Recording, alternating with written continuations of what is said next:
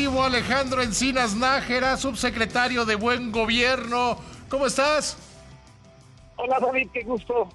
Pues todo muy bien por acá y deseando que sea un muy buen año para todos y para el país. Ustedes sigan haciendo lo que van haciendo, que ahí en esa secretaría lo hacen bien, lo hacen bastante bien, Alejandro. Te aprecio mucho, te lo aprecio. Oye, Alejandro, finalmente anuncian todo un programa para mejorar la seguridad y la protección de los datos personales.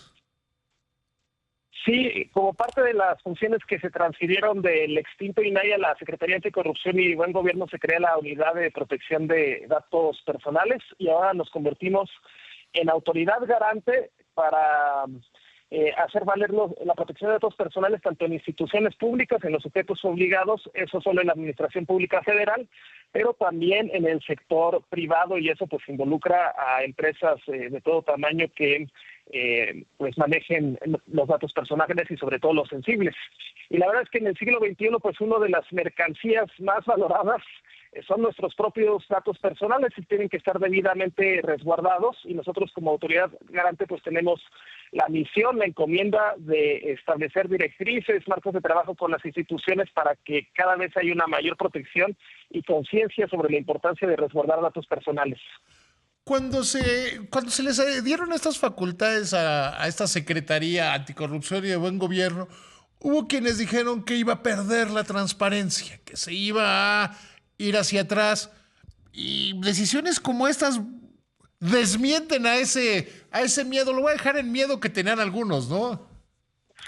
Incluso yo te diría que el tema de protección de datos personales siempre durante la época del INAI estuvo como en un segundo plano y no se le dio la relevancia que realmente adquiere. Incluso hemos estado revisando de las actas de entrega algunas malas prácticas que se establecieron en el INAI y que sí son de llamarse la atención y de levantar, digamos, investigaciones, porque, por ejemplo, ya había pasado al Pleno la resolución en contra de una empresa que había vulnerado datos personales. Y entonces, para el cobro de multas, el INAI y el SAT, el Servicio de Administración Tributaria, firmaron un convenio.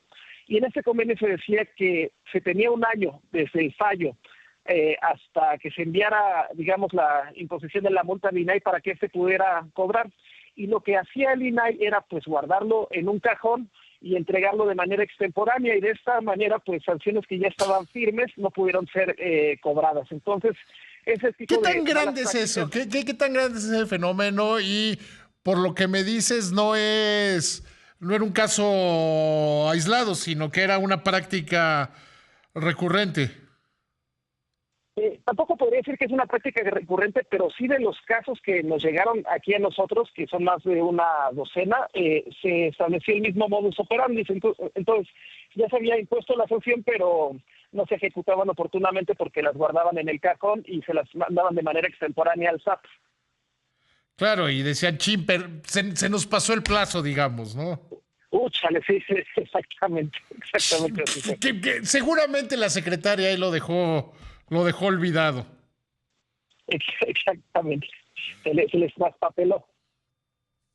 Lo que pasa es que en este tema de la protección de datos, y lo estamos viendo en estos días, que la Comisión Nacional de Telecomunicaciones hizo este periodo para entregar para que vincular el teléfono a un propietario, que yo creo que es una gran medida de seguridad. Siempre brinca, Alejandro, el tema de quién protege los datos personales, ¿no? Sí, en este caso, pues son las propias concesionarias de la telefonía móvil. Como tú bien dices, creo que es una medida acertada que una línea telefónica esté vinculada a datos biométricos y a identificación oficial. Recordemos que estos teléfonos desechables que podías conseguir en una tiendita solamente con pagarlos, pues eran los que más se utilizaban en cuestiones como extorsión o como fraude, que es uno de los delitos que se tiene que bajar el índice de esta actividad, y definitivamente este tema de biométricos y de identificación va a ayudar mucho.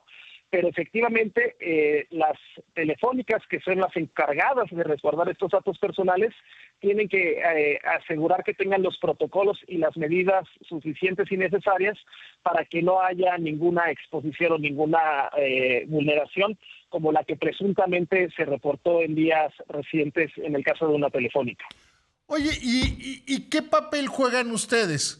Porque, por ejemplo, hoy alguien en casa me dijo, ¿y cómo les voy a dar mis datos por esta presunta vulneración? ¿Cómo les voy a dar mis datos? ¿Quién va a cuidar mis datos? Pues finalmente están ustedes ahí, ¿no? Sí, nosotros tenemos atribuciones. Pero acuérdate que a mí no me cree tanto en mi casa como... Entonces por eso te pregunto a ti.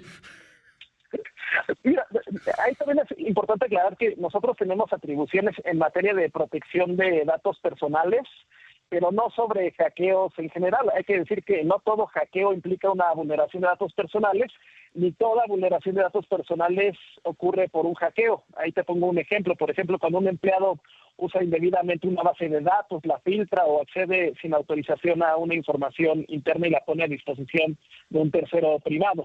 Entonces, nosotros lo que tenemos como atribución en primera instancia es, si identificamos, como en este caso, que hay una presunta vulneración de datos personales, nosotros podemos comenzar una investigación de oficio, hacemos una prueba forense, identificamos que hay afectaciones y iniciamos nuestra investigación de oficio, la cual pues puede devenir en ciertas recomendaciones y medidas, pero también podemos dar vista a los órganos internos de control cuando se trata de sujetos obligados de instituciones públicas, así como a la Fiscalía en caso de que se acreditara un delito.